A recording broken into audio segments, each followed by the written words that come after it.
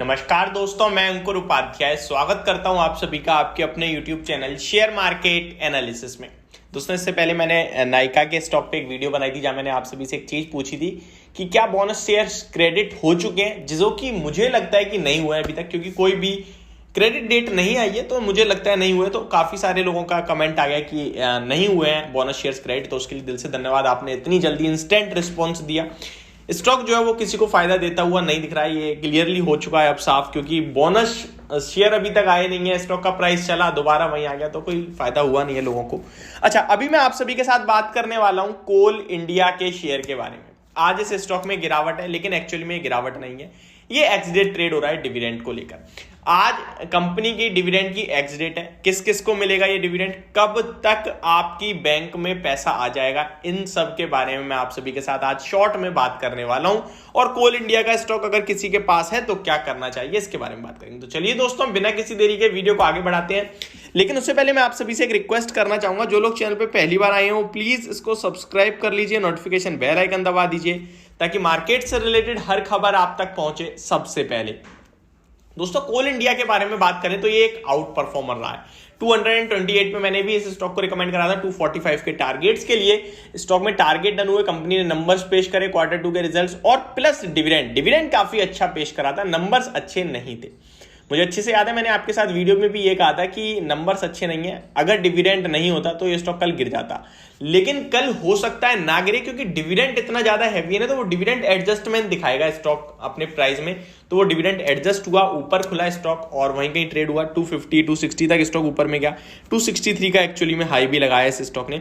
अब मैं आप सभी के साथ जो स्टॉक में बात कर रहा हूं, 16 रुपए ये स्टॉक आज के सेशन में गिरता हुआ दिखा आपको, लेकिन 15 रुपए पर शेयर डिविडेंड भी है कंपनी का, जो कि एक्स डेट हो रहा है आज।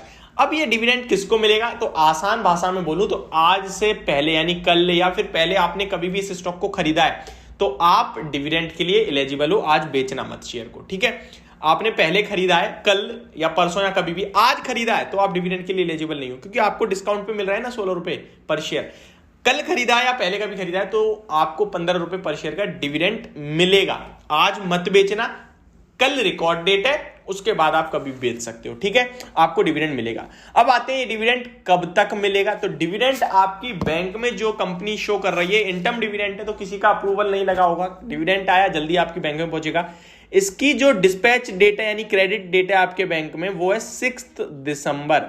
यानी कि आप अगर कल रिकॉर्ड डेट के बाद स्टॉक बेच भी देते हो तो आपको 15 रुपए पर शेयर के हिसाब से आपकी बैंक में 6 दिसंबर को क्रेडिट हो जाएगा डिविडेंड, ठीक है जी।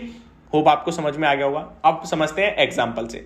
मान लीजिए कल आपने 10 शेयर्स खरीद रखे थे, आप परसों बेच देते हो, तो 10 इंटू 15 क्या है ये डिविडेंड। तो 10 शेयर थे तो 10 इंटू 15 150 रुपए होते हैं। परसों आप बेच देते हो शेयर्स को, ठीक है, तो भी 150 रुपए आपकी बैंक में 6 दिसंबर को आ जाएंगे। एक और कंडीशन है यहां पे, अब मैं लेके चलता हूं। मान लीजिए आपके पास कोल इंडिया के हम लेके चलते हैं 1000 शेयर्स थे आपके बैंक में, ठीक है, आपके डीमेट में, सॉरी। 1000 इंटू 15 करूंगा तो ये हो जाएगा आपका 15,000।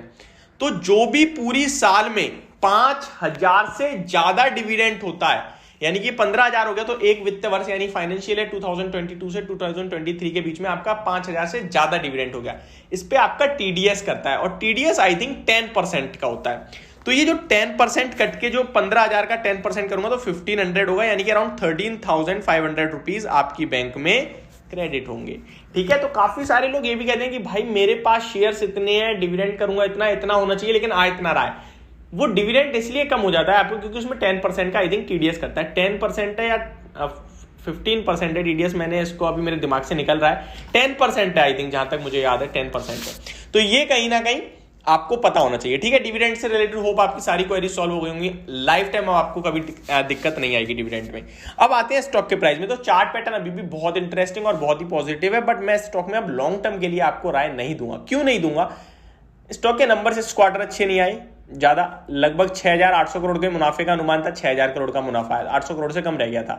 तो नंबर्स उतने खास नहीं दिखे और स्टॉक अब डिविडेंड भी निकल चुका है। स्टॉक में एक सपोर्ट दिखता है मुझे नीचे में 210 रुपीज का, वो ब्रेक कर देगा जो चार्ट्स पे भी ये जो कंटिन्यू हायर राइज का फॉर्मेशन है वो बिगड़ जाएगा, तो कहीं ना कहीं आपके लिए मेरे हिसाब से नेगेटिव हो जाएगा। अभी जिसके पास है वो बना रहे स्टॉक में, आज एक्स डेट हो रहा है, उससे पहले 210 से पहले आपके लिए कोई स्टॉप लॉस है नहीं, तो वही स्टॉप लॉस दूंगा मैं आपको, या फिर आप अपनी बाइंग के हिसाब से लगा सकते हैं। तो ये होगी मेरी वीडियो, होप आप लोगों को क्लियरली सब कुछ समझा पाया हूँ मैं। Thank you so much for watching this video, have a great day.